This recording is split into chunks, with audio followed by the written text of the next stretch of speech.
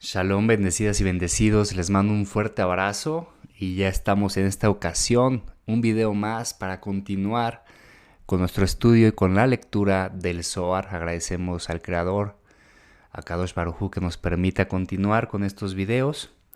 Y en esta ocasión, para ir al corriente, platicaremos sobre la porción Korach y la porción Hukat. Y como estoy haciendo este video ahorita sábado 9:30 de la noche, acabamos de hacer la Abdalá para cerrar Shabbat. Prácticamente en esta semana en la que estamos entrando en este momento, estaremos estudiando la Parashá Balak, una Parashá muy importante, pero bueno, la de Balak la subo en los siguientes días. Ahorita vamos a profundizar en Korach, que fue la porción de la semana anterior, o antepasada, mejor dicho.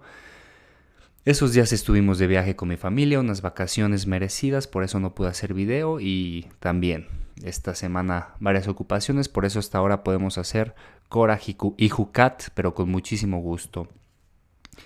Interesante, me llama la atención que el párrafo que vamos a analizar de Korach y el que vamos a analizar de Hukat directamente del Zohar.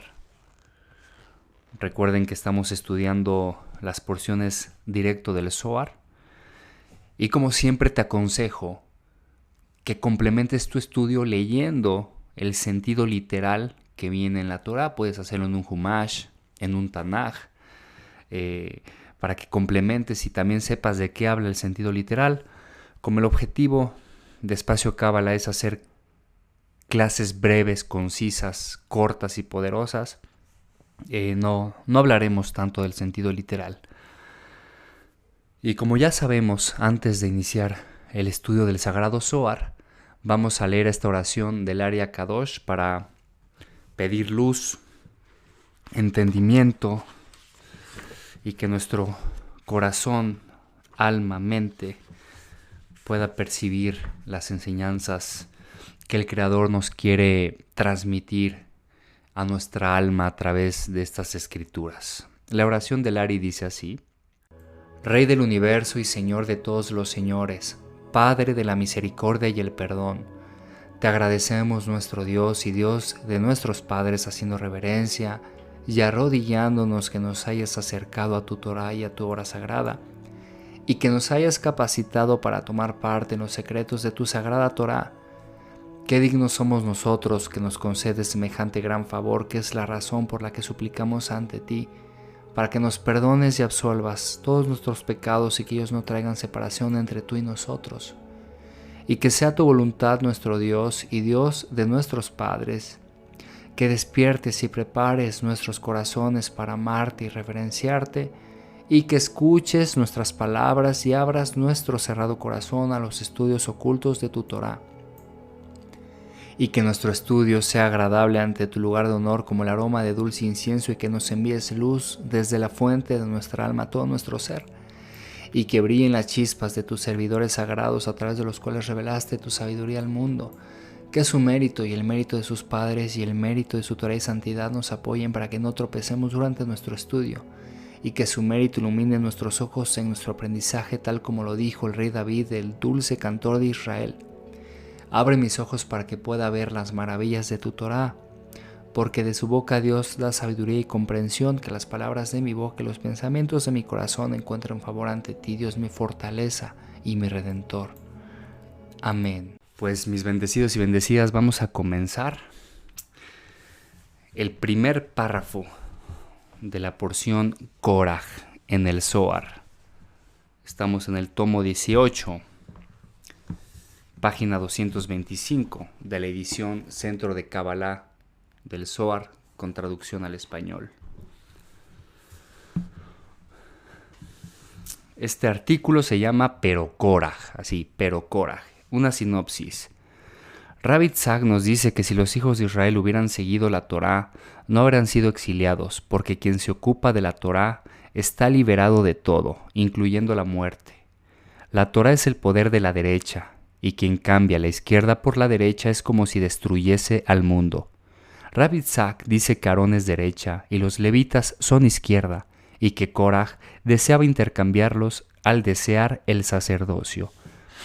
Es por esto que fue castigado. Koraj tenía una lengua maligna, tomó mal consejo, persiguió algo que no era de él y se volvió a la inconformidad, lo cual trajo conflicto en vez de paz. El Shabbat es la paz de los grados superiores e inferiores, y por medio de esta paz el mundo perdura. Quien crea desacuerdo en esta paz será destruido. Vamos a leer el párrafo corto, pero bastante profundo y poderoso, que explicaremos más adelante. Pero Koraj, el hijo de Itzhar, el hijo de Keat, el hijo de Levítomo, de Bemidbar 16:1, Rabbi Abba abrió la discusión con el versículo: son más deseables que el oro, aún el oro más fino, más dulces también que la miel y el panal. Del Salmo 19, versículo 11. Cuán supremos son los temas de la Torá y cuán preciosos son. Son deseados arriba y son deseados por todos, debido a que constituyen el santo nombre. Quien se afana en la Torá se esfuerza por el santo nombre y es salvado de todo mal. Es salvado en este mundo y rescatado en el mundo por venir. Ven y ve. Quien se ocupa en la Torá está adherido al árbol de la vida. Y dado que está adherido al árbol de la vida, él es parte de todo, como está escrito. Es un árbol de vida para quienes se aferran a ella. Es un árbol de vida para quienes se aferran a ella. De Proverbios, capítulo 3, versículo 18.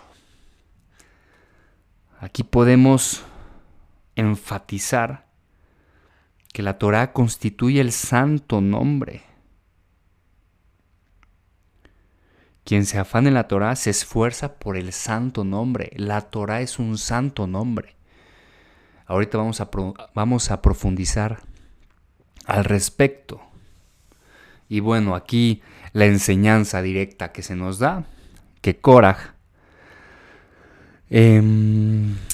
perseguía algo que no era de él y se volvió a la inconformidad,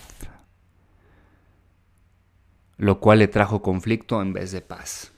Muchas veces nosotros nos llenamos de conflictos porque perseguimos o deseamos aquello que aún no nos toca. Hay una frase muy dicha aquí en mi país, o al menos en donde vivo, no sé si también en el mundo, que es: cuando te toca, aunque te quites, y cuando no te toca, aunque te pongas. Y no vamos a confundir esto, no lo vamos a confundir con la mediocridad. Tú tienes que luchar por tus objetivos, tú tienes que luchar por tus aspiraciones, luchar por un progreso diario, por un progreso interno sobre todo, principalmente un progreso interno, que cada día seas una mejor versión de ti, y lo demás se verá reflejado en tus actividades cotidianas. Vamos a suponer un ejemplo, el clásico ejemplo, que estás esperando un puesto en tu trabajo, te has esforzado mucho y en lugar de darte un puesto más alto se lo dan al de al lado. Tranquilo, tranquila. Tú sigue echándole ganas, deseándole lo mejor al compañero que acaban de ascender. Los tiempos de Dios son perfectos. Él sabe cuándo te toca. Él sabe cuándo estás listo. Es como si a un joven de 17 años que está deseando un carro deportivo, 17 años, no está listo para un carro deportivo. A los 17 años todavía se es muy responsable, muy inmaduro. Ese auto deportivo puede ser su acabose. Entonces, confiemos en que el Creador sabrá darnos lo que nos toca en el tiempo propicio, porque lo que pensamos que es una bendición puede ser una perdición. Un ejemplo, la lotería. Muchas personas ganan la lotería y su vida se va para abajo, se les destruye la vida. Hay que estar listos para la bendición y no perseguir lo que no es para nosotros. Y esto no quiere decir dejar de buscar nuestros objetivos. Sí, buscarlos, pero con una calma espiritual y una tranquilidad espiritual y con emuná en Hashem. Esto es Korah. Vámonos a Hukat, que prácticamente es navegar en la misma línea. Se complementan perfecto los textos que vamos a estudiar tanto de uno como de otro. Y Hukat, párrafo 1. Dice así: esta es la ley de la Torá, parte 1. Sinopsis. Rab Yossi hace una distinción entre la Torá misma, que es Seir Anpin, y la ley de la Torá, que es Malhut. Rab Yehuda dice que el versículo, y esta es la Torá, significa una unión perfecta total, incluyendo al masculino y el femenino, pero el versículo, esta es la ordenanza de la Torá, significa Malhut sin Seir Anpin. Bueno, esta sinopsis está un poco profunda, la sinopsis, pero recordemos que cuando el Zohar, la Torá, habla sobre masculino y femenino, no se refiere precisamente a género, mujer u hombre. Se refiere a las potencias masculinas, que son dadoras, y a las potencias femeninas, que son receptoras, a la unión entre dar y recibir. Nosotros estamos en la dimensión Malhut, en el Parsufim Nukba, que recibe de Seir Anpin. Se usa como arquetipo de Malhut y Nukba la luna, porque la luna no tiene luz propia, refleja la del sol, y el sol es el arquetipo de Seir Anpin.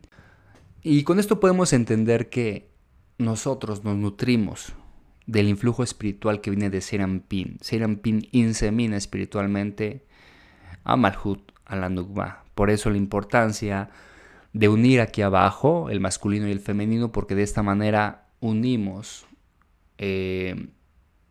esta bendición espiritual que es masculina con nuestra dimensión receptora femenina. Cuando nosotros compartimos, cuando somos dadores y sabemos recibir también, en ese momento generamos esta comunión, por decir algo muy breve respecto a esta explicación. Vámonos ahora con el párrafo. Y Hashem habló a Moshe diciéndole: esta es la ley de la Torá que Hashem ha mandado. De Bemidbar 19, del versículo 1 y 2. Rab Yossi abrió la discusión diciendo: esta es la Torá que Moshe puso ante los hijos de Israel. De Devarim 4:44. Ven y ve. Las palabras de la Torá son santas, elevadas y dulces. Como está escrito, son para ser más deseadas que el oro refinado, y más dulces que la miel. Es como si el que estudia la Torá se para cada día en el monte Sinaí y recibe la Torá. Esto es lo que dice: en este día te volviste el pueblo de Hashem tu Elohim, de Devarim 27:9. Y los compañeros ya han puesto esta explicación. Bueno, recuerden que pueden ponerle pausa para que escaneen el hebreo de derecha a izquierda y mediten en lo que están escuchando, en lo que están entendiendo y en lo que se les está revelando, en lo que el Creador quiere transmitirles a través de estas enseñanzas del Zohar. Y como podemos ver, ambos párrafos hablan de lo maravilloso que es la Torá. Para hacer un breve resumen de estos dos párrafos, son más deseables que el oro, aún el oro más fino, más dulces también que la miel y el panal. Cuán supremos son los temas de la Torá y cuán preciosos son. Quien se afana en la Torá se esfuerza por el santo nombre y es salvado de todo mal. Quien se ocupa en la Torá es adherido al árbol de la vida. Las palabras de la Torá son santas, elevadas y dulces, como está escrito. Son para ser más deseadas que el oro, que el oro refinado, y más dulces que la miel. Y vamos al néctar de esta clase, que yo me siento muy contento, porque todo se acomodó para poder llevar a cabo este video. Recordemos el párrafo de Korah. Los temas de la Torá constituyen el santo nombre. Quien se afana en la Torá se esfuerza por el santo nombre. ¿Acaso la Torá, toda la Torá, es el santo nombre? ¿Es un santo nombre? Y la verdad, van varias veces que me sucede esto cuando empecé a dar estas lecturas del Zohar. Yo estoy leyendo libros para complementar. Bueno, este casi no se ve. Este libro es La Cábala y su simbolismo, de Gershom Scholem. Y me ha sucedido que yo voy estudiando los libros que tengo que leer para concluir la maestría que estoy estudiando. Ya llevamos 2 años con el maestro Mario Sabán. Se los comparto con mucho gusto, porque también es importante que lo sepan quiénes son parte de mis maestros. Y nos dejó libros obligatorios que debemos de leer, y los he leído poco a poco. Y van varias veces que coincide los temas que voy leyendo en el libro que corresponde con la porción que corresponde. Y esta vez no fue la excepción. Precisamente este libro toca el tema de que la Torá es un santo nombre, y les voy a resumir unos conceptos, también para invitarlos a ustedes a la reflexión. Aquí se nos explica que Rabí Eleazar dio al versículo del libro de Job, el versículo 13 del capítulo 28. El versículo dice así: ningún mortal conoce su precio. Y el comentario de Rab Eleazar que hizo sobre este versículo es el siguiente: los diferentes capítulos de la Torá no han sido dados según su secuencia correcta, porque si hubieran sido dados en un orden correcto, entonces cualquiera que los leyese podría resucitar a los muertos y hacer milagros.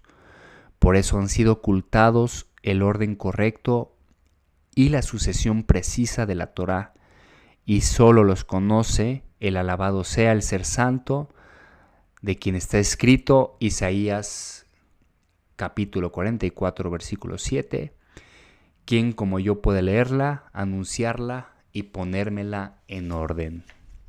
Y aquí nos explica que en la época helenística la Torá era utilizada para invocar nombres divinos que extraían de los textos. Como bien sabemos, los 72 Shemot, los Ain Bet Shemot, los 72 nombres de Dios, se extraen del versículo 19, 20 y 21 de Éxodo, capítulo 14. De ahí es que Rabbi Shimon extrae los 72 nombres de Dios. Y esta práctica se da desde tiempos muy ancestrales de la Kabbalah. Y es como empezamos a desentrañar esta enseñanza de que la Torah es un nombre de Dios. Continuemos.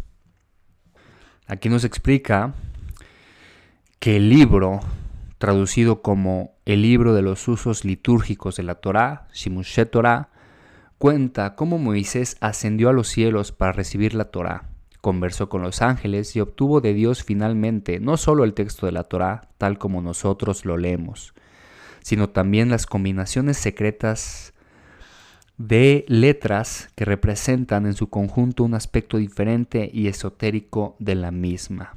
También Moisés ben Nachman, mejor conocido como Nachmanides, uno de los eminentes cabalistas de los primeros tiempos, se refiere a este libro en el prólogo de su célebre comentario de la Torá, que dice así: poseemos una tradición auténtica según la cual toda la Torá está compuesta por nombres de Dios, y esto ocurre de tal manera que las palabras que leemos pueden distribuirse también de forma totalmente diferente, dando lugar a nombres esotéricos. Y se nos explica que la primera versión escrita se sucedía de manera continua y sin división de palabras, refiriéndose a la Torá. de forma que era posible leerla bien como una sucesión de nombres esotéricos o bien en la forma tradicional, o sea, como un conjunto de narraciones y mandamientos. Así le fue entregada a Moisés la Torá, de modo que la división en palabras hacía que se la leyese como un conjunto de mandamientos divinos, pero al mismo tiempo le fue transmitida oralmente su lectura como si se tratase de una serie de nombres. Nos explica este libro que Rabbi Meir, uno de los maestros más importantes de la Mishnah, nos cuenta que él era un escriba de la Torá. Y un día Rabbi Ishmael le preguntó precisamente a qué se dedicaba y él le dijo: soy escriba de la Torá. Y Rabbi Ishmael le responde a Rabbi Meir: hijo mío, ten cuidado con tu trabajo porque es un trabajo divino. Si omites una sola letra o si escribes una de más, destruyes el mundo entero. Y después de haber leído esto como introducción, entramos a una concepción más radical, en la cual la Torá no solamente está compuesta de los nombres de Dios, sino que en realidad constituye en su conjunto el único y sublime nombre de Dios. Esto es una tesis puramente mística. Aparece primero entre los cabalistas españoles y probablemente el tránsito de la concepción antigua a la nueva tuvo lugar en el círculo de profesores de Nachmanides. Por lo tanto, se estima que esta nueva concepción le era bien conocida a Nachmanides, en la cual se concibe a la Torá como una unidad mística cuyo fin no es en primer lugar transmitir un sentido específico, sino más bien expresar la potencia y plenitud de poder de Dios mismo. Escuchemos con atención.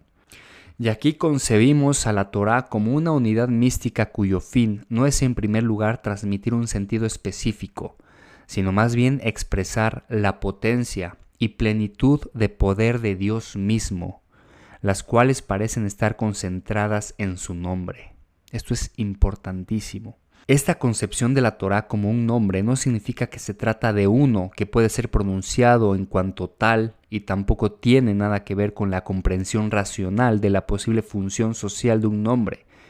La explicación de la Torá como nombre de Dios significa que Dios ha expresado a través de ella su ser trascendente, o al menos aquella parte o aspecto de su ser que es susceptible de revelarse en la creación y por la creación. Aún más, la Torá fue considerada ya por la antigua Agadá como instrumento de la creación por medio del cual el mundo comenzó a existir. Y aquí les recomiendo que vayan a ver el video que tenemos sobre Shemini en esta lista de reproducción de lectura de Zohar, que se habla también sobre creados con la Torá. Ese es el tema para seguir complementando esto que estamos leyendo. En otro Midrash antiguo se dice que Dios miró en la Torá y creó al mundo. Se nos explica que los nombres encierran en sí un poder, pero al mismo tiempo abarcan también las leyes secretas y el orden armónico que rigen y penetran toda la existencia. Y esta idea fundamental de la Torá como nombre de Dios fue el punto de partida para el desarrollo posterior de otros muchos aspectos de los cabalistas. Los cabalistas ponían en relación esta creación de la Torá con el proceso por el que el nombre divino o el mundo de las sefirot divinas de las que hemos hablado emanaron de la esencia secreta de Dios. También se nos enseña la Agadá. Se desprende que la Torá fue creada 2000 años antes del principio del mundo. Y esta Torá, tal como es concebida por los cabalistas, no es por tanto algo separado del ser divino, algo creado en el sentido propio del término, sino que más bien representa esa vida secreta en Dios que la teoría cabalística de la emanación trataba de describir. Ahora se nos menciona a Yosef Hicatilla, un importante cabalista español que escribió a fines del siglo XVIII, y a quien sin duda le eran conocidas ya varias partes del Zohar. Según él, la Torá misma no es el nombre de Dios, sino la explicación de este nombre. Para él, el nombre significa exactamente lo mismo que había significado para la tradición judía, esto es el tetragrama, Yud Ke Vav Ke, que es el único nombre verdadero de Dios. Así escribe: sabed que el conjunto de la Torá es algo así como una explicación y un comentario del tetragrama Yud Ke Vav Ke, y esto es lo que significa en propiedad la expresión bíblica Torá de Dios, Torat Yud Ke Vav Ke. Con otras palabras, la expresión Torat Yud Ke Vav Ke no se refiere a la Torá en cuanto dada por Dios, sino a la Torá entendida como instrucción y como explicación y enseñanzas posteriores sobre el nombre de Dios Yud Ke Vav Ke. Torá se entiende aquí como orá, explicación instructiva. Pero la idea de Hikatilla va más lejos y se responde a la pregunta, ¿en qué sentido la Torá representa una explicación del nombre de Dios? Su respuesta nos dice que la Torá está tejida del nombre de Dios.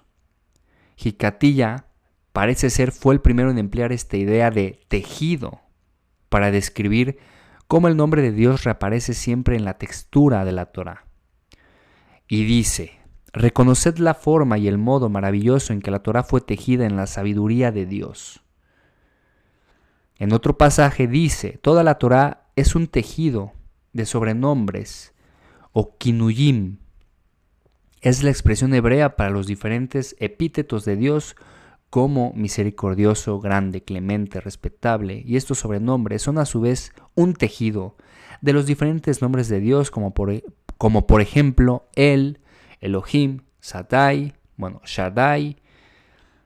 Adonai, etc. Y que esos nombres sagrados dependen del tetragrama Yud Ke Vav Ke, con el que están relacionados. Por esto, toda la Torá es, en último término, un tejido hecho con material sacado del tetragrama. Debido a esto, se dice que la Torá es el nombre de Dios porque constituye un tejido viviente. Ahora mencionamos a otro cabalista, a Menahem Recanati, por el año 1300, que han ido más lejos respecto a este tema. Y nos remontamos a una de sus palabras. Antes de la creación del mundo existían solo Dios y su nombre. Enseñaban que el nombre de que aquí se habla no solo estaría representado por el tetragrama, sino por la totalidad de las múltiples manifestaciones del poder divino que serían el verdadero nombre de Dios en sentido místico. A partir de aquí, les era posible avanzar un paso más y afirmar que Dios mismo es la Torá, pues la Torá no es algo exterior a Él, ni Él es algo exterior a la Torá. Recanati cita en nombre de los cabalistas y de hecho se cita una afirmación semejante en la obra de Hikatilla sobre los fundamentos místicos de los mandamientos. Su Torá está en él y esto es lo que dicen los cabalistas, que el ser santo alabado sea está en su nombre y su nombre en él. Porque las letras de su nombre son él mismo, incluso si se alejan de él, permanecen sin embargo firmemente arraigadas en él. Para resumir esta explicación es que las letras representan un cuerpo místico de la divinidad y Dios una especie de alma para las letras. Bueno, se los quise leer, disculpen que haya sido leído y no tan explicado. Esta vez quise usar palabras exactas con estas referencias. Muy potente lo que se acaba de transmitir. De hecho, cuando yo lo estaba leyendo fue maravilloso y potente respecto a la explicación de por qué la Torá es un nombre de Dios. Para seguir reflexionando y meditando al respecto, obviamente el propósito de Espacio Kabbalah es dar empujoncitos para que ustedes sigan profundizando. Si se quedaron con dudas, qué bueno, es parte del propósito de Espacio Kabbalah que se queden con sed, que se queden con ganas de más, porque eso hace que se les prepare la vasija, que tengan el deseo de esta sabiduría. Les recomiendo este libro. Este libro es una recomendación del maestro Mario Saban, La Cábala y su simbolismo, Gershom Scholem. Lo compré en Mercado Libre, me parece. Buenísimo libro, para que sigan ustedes profundizando. Aquí les compartí conceptos, los cuales absorbieron muy bien, estoy seguro, pero también quedaron interrogantes. Bueno, ya seguirás estudiando tú al respecto y en lo que a mí me concierne en los siguientes videos iremos sacando más temas, más enseñanzas. Espero les haya gustado esta explicación de Korah Hukat y sobre el poder del estudio de la Torá. Después de haber leído esto, entendemos por qué se nos dicen los versículos que leímos de Korah y Hukat, por qué se refiere a la Torá como una delicia, adherirse al árbol de la vida, librarnos de la muerte y sobre todo que es adherirnos al santo nombre. Y también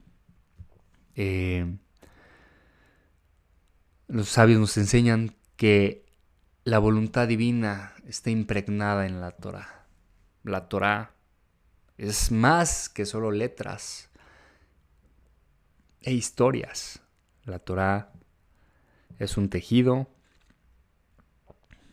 es un componente, un recipiente de la divinidad. Así que por eso la importancia de estudiarla, de leerla, de profundizar, de refugiarnos en ella, de deleitarnos en ella.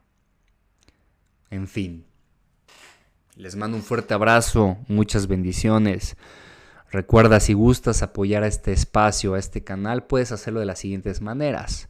Puedes interactuar con el video, darle clic en me gusta o no me gusta, también es importante, dejar un comentario, porque de esta manera el video genera interacción y se le aparecerá a personas que estén buscando este tipo de temas. Puedes también compartir este video con alguien que sepas que tiene sed de este conocimiento. También puedes escribirnos al correo electrónico espaciocabala@gmail.com y saber de qué manera puedes apoyar. Dejarnos una bendición, por supuesto, el que nos envíes mucha bendición, amor y cariño, eso es muy bienvenido. Y si gustas también un apoyo económico, muy bienvenido.